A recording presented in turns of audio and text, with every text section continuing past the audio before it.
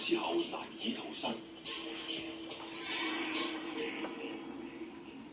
蜂窩海鰻蜿蜒而過，繼續覓食。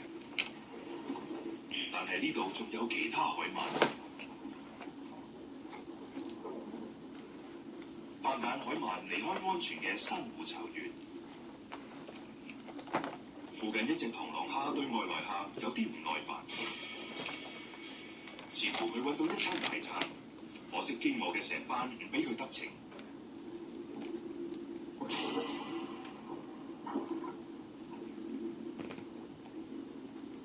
呢度係海鰻嘅主要棲息地，但係高斯知道，另外有一個地方有更大、更勇猛嘅海鰻。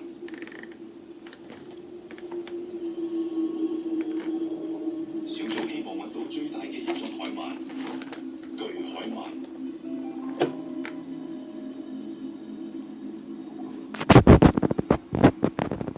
有啲海鰻只係得大約25厘米長，手指咁幼。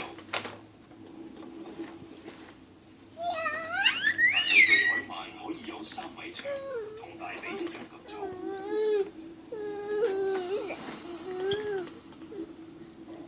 東方石鱸魚似乎好緊張，係因為擔心啲潛水員，抑或係另一啲嘢？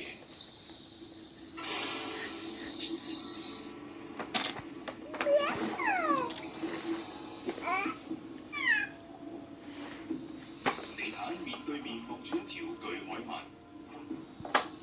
毫無疑問，佢係呢一帶嘅霸主，而且仲唔止得佢一條。呢度有2條巨海。